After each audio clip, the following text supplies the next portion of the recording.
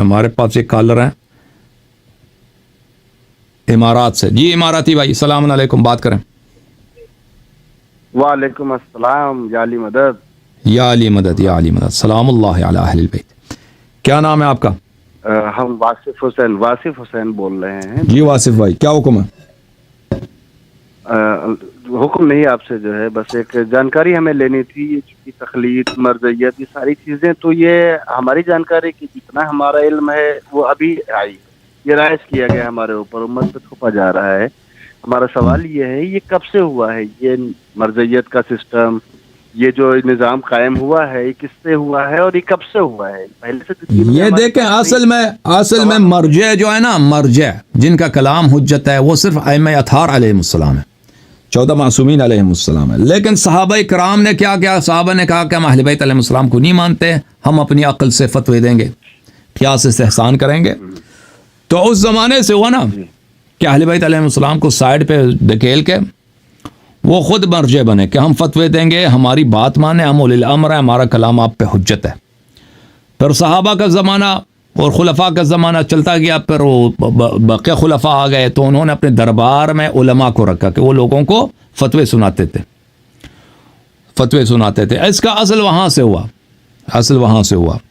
پھر وہ فتوی جو سناتے تھے نا وہ کیونکہ جماعت مخالفین کے پاس حدیث نہیں ہے تو وہ اپنے فکر سے کچھ بنا کے, کچھ حدیث سے لے کے, کچھ اپنا قیاس استحسان, وہ کہتے تھے. پھر آپ وہ کہتے تھے ہماری جو باتیں ہیں وہ بہت مشکل ہے, آپ کو سمجھ ہی نہیں آ سکتی, اس کی دلیل ہم کو کیا دیں, ہماری بات آپ پہ حجت ہے. تو یہ اس سے مرجعیت شروع ہو گیا. پھر یہ شیعوں میں بہت عرصے کے بعد, یہ تقریباً جماعت رسول پاک صلی اللہ علیہ وسلم کے 500 سال کے بعد, 600 سال کے بعد شیعوں میں یہ سلسلہ آہستہ آہستہ شروع ہوا. آج کے زمانے میں بہت پھیل گیا. اوکے جی. دوسرا سوال قبلہ یہ ہمیں کلیئر ہو گیا. دوسرا سوال یہ ہے کہ یہ جو ہم نے دیکھا ہے کہ مرجعیت میں آیت اللہ العظمیٰ, یہ ظاہر سی بات ہے مولا کے القاب ہیں, تو یہ کیوں لگاتے ہیں؟ یہ کب سے شروع ہوا؟ چونکہ اس سے پہلے ہمارے عالمین جو ہے علامہ لگاتے تھے, کبھی نہیں دیکھا ہم نے کہ جو ہے کسی نے آیت اللہ العظمیٰ لگایا ہے. تو یہ ان کے رسم ہے نا, رسم ہے. کیونکہ دیکھیں یہ پہلے زمانے میں جو قوم میں 3 آیت اللہ تھے. آیت اللہ صدر الدین صدر تھے, آیت اللہ محمد حجت کوکم رئی تھے, اور ایک آیت اللہ محمد تقی خنصاری تھے. یہ آیت اللہ کہلاتے تھے. پھر یہ جو ہے نا یہ مرجع کا جو حوزے کا جو نظام تھا وہ آیت اللہ حجت کوکم رئی کے ہاتھ میں تھا.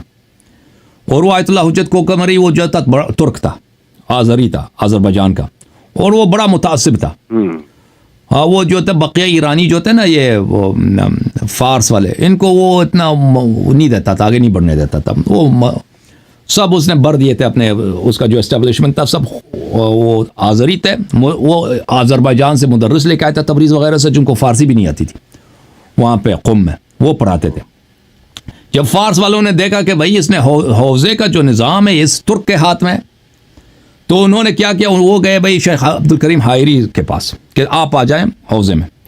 تو اس کو بہت ہی یہ فارس والوں نے, فارسی زبان والوں نے ان کو لے کے آئے. تو پھر جب وہ آئے قم میں, وہ بھی آیت اللہ, یہ بھی آیت اللہ, تو ان کو انہوں نے, تاکہ وہ جو پہلے سے جو آیت اللہ تھا ان کو نیچے کرنے کے لیے ان کو لقب دے دیا آیت اللہ العظمیٰ.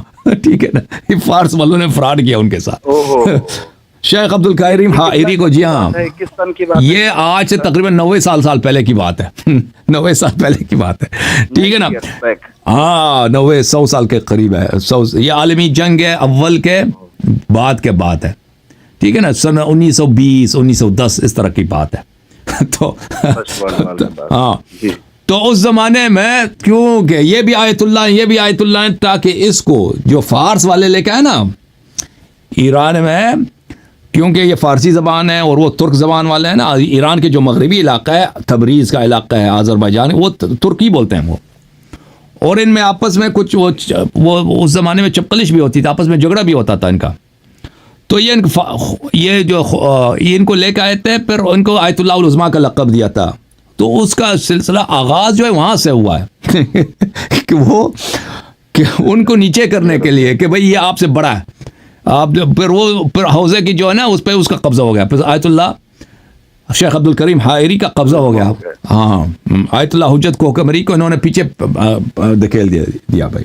ہاں, تو وہ اس طرح یہ القاب لاتے ہیں نا، یہ ان القاب کا جو اصل پیچھے جو اسباب ہیں یہ دنیائی اسباب ہیں. مثلا پہلے کہتے تھے مرجع سب مرجع، اب نجف اشرف میں 4 مرجع تھے، ٹھیک ہے نا، خوئی صاحب کے بعد. اب مشہور ہے، معروف ہے، نام لینے کی ضرورت نہیں ہے.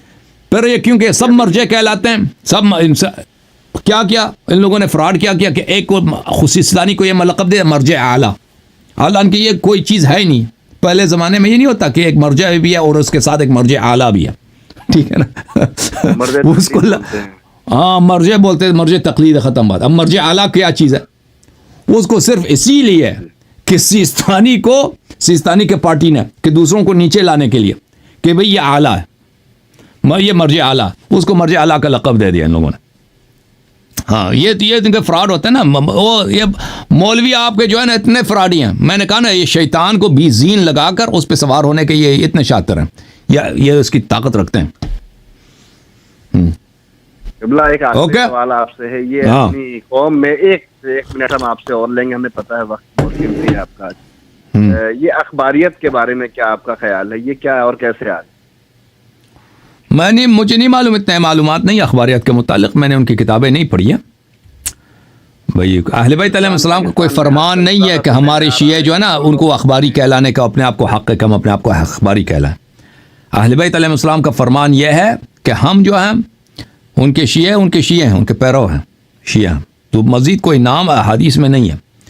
اور اب آج کی دنیا میں جو لوگ اخباری کہلاتے ہیں نا، یہ سب ایک طرح کے نہیں ہیں. اس میں بہت سارے اخباری ہیں جو بالکل غالی ہیں، یعنی وہ ہاں بالکل غالی ہیں، بالکل کافر نجس ہیں. اور اخباری ایسے بھی ہیں جو بالکل وہابی ہیں، ایسے کر کے وہ کہتے ہیں کہ امام رضا علیہ الصلوۃ والسلام کی جو حرم ہے یہ بدعت ہے. امام رضا علیہ الصلوۃ والسلام کی جو حرم ہے زری شریف، یہ سب بدعت ہے، ان کو توڑنا چاہیے.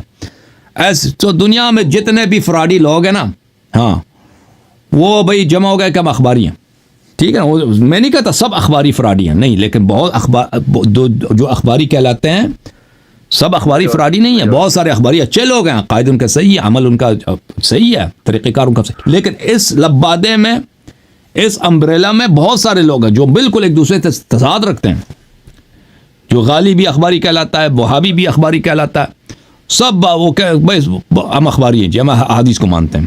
جو بھی جاہل ہے دنیا میں، ٹھیک ہے نا، وہ کہتا ہے میں اخباری ہوں. لیکن اس کا مطلب یہ نہیں ہے کہ دنیا میں جتنے اخباری ہیں وہ سب کے سب وہابی ہیں یا وہ غالی ہیں، اس طرح نہیں ہے. تو دیکھنا پڑے گا کہ وہ جو شخص اخباری کہلاتا ہے وہ اس کا طریقہ کار کیا ہے، اس کا عقیدہ کیا ہے، اس کو کیا کہتا کیا، وہ سب ایک دوسرے سے بہت مختلف ہوتے ہیں. اوکے، عام زبان میں ان کو غیر مقلد بولتے ہیں. وہ دونوں الگ الگ چیزیں ہو رہی ہیں قبلہ، تو بہت کنفیوز کرتی ہیں چیزیں. جی سر، تھینک یو، اللہ آپ کو عزت دے، تھینک یو، خدا آپ کو جزائے خیر دے.